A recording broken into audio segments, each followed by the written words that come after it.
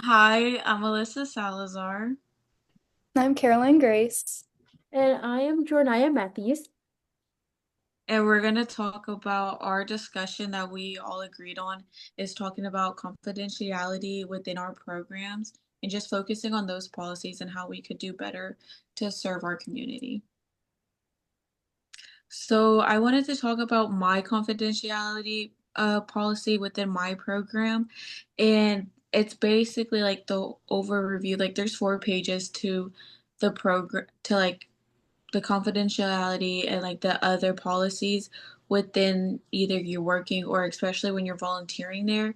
Um, Mine just basically for the confidentiality part is basically saying that the volunteers will not discuss any like private information that we get from the clients because we do get a lot of personal information from them, and we aren't allowed to talk about other volunteers' progress or like how their information either. So basically, like just very confidentiality within everybody at the program.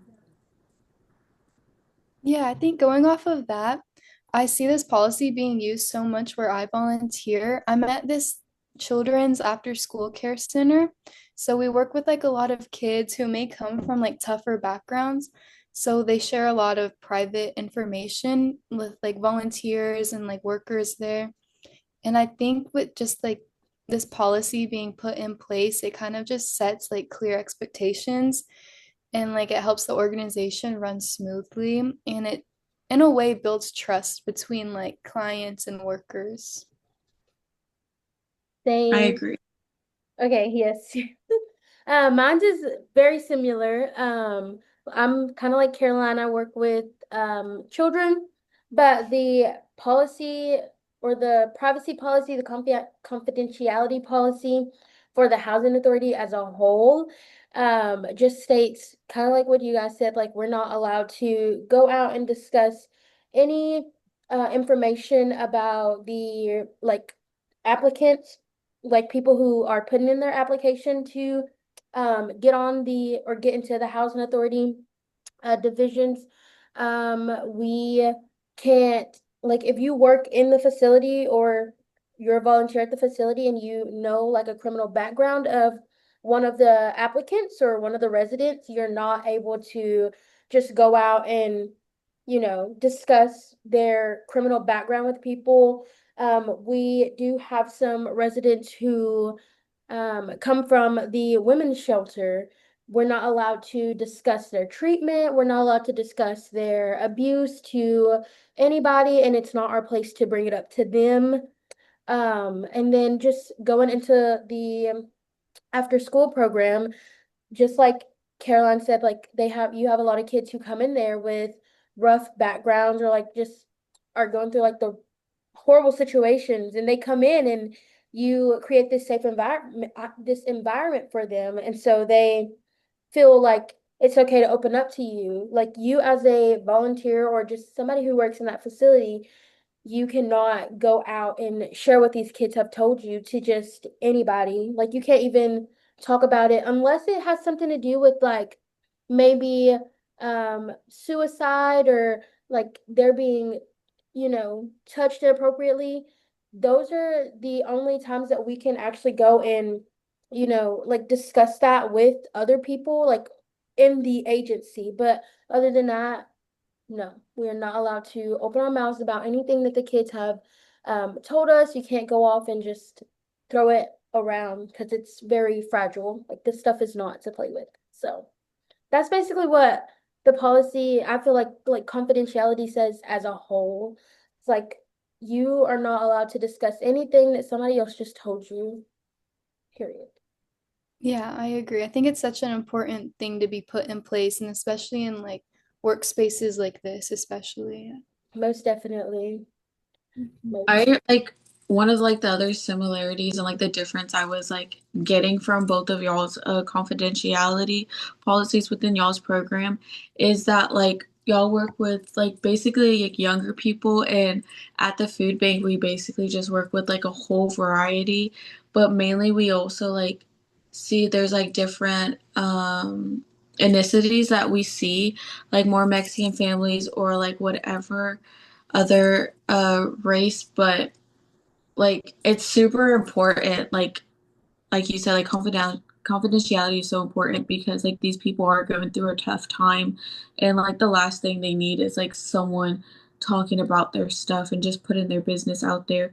But also like it just takes such uh it takes such a strong person and a willing person to like ask for even help, because like they have like their pride and like, oh, like I'm the parent, I should be able to provide my kids like a good house and like get them into a good program, have someone watch them and not have them into like or even have housing assistance, and then having getting food assistance too. We do get a lot of people because I work in the giving them applications and then putting the applications into our system. So I see a lot of personal information and a lot of like what they're getting or have they been assisted before.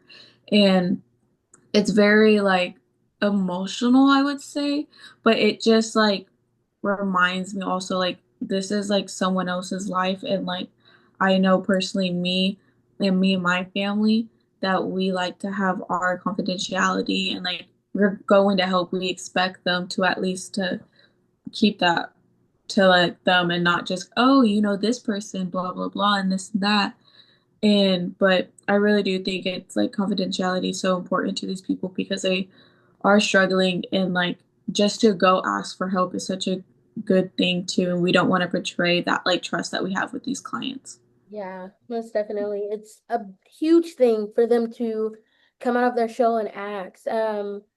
There is one resident or one family that lives in the housing authority, and the husband is ill, and he has isn't working because of his illness, and then the mom can't work also because you like we all know we're in the social work classes where we've actually like covered the healthcare system and all of that and like how insurance works.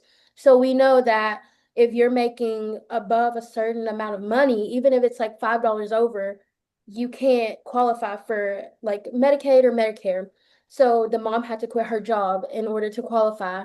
And this is one family who is like they need the help, but because it's embarrassing, like to it just to anybody like that, it's embarrassing to be in need. Like it's and that's just the way that I say society has made it. Like it's so embarrassing to just need help. To even ask for help is like such a hard thing because it's like I'm now putting this burden on you, and you can either treat me like I'm a human being who is in need, or you can treat me like I'm the scum on the earth and you're gonna now go and talk about me. That, like, for a lot of people, they don't know that the confidentiality policy is in place at these like facilities, at these agencies, and that's why they're so scared to ask because they're like, okay, I don't want to go and ask, and they go out and talk about me, or I hear my name around the town later on because I asked for help.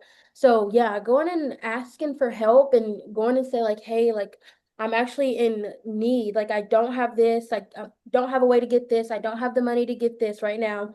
Like I just need help. It just takes so much strength for these people. Like, because you're already suffering like with one thing, you're already going through all this other stuff, and now you have to reach out to somebody who you think has it all together to ask for help.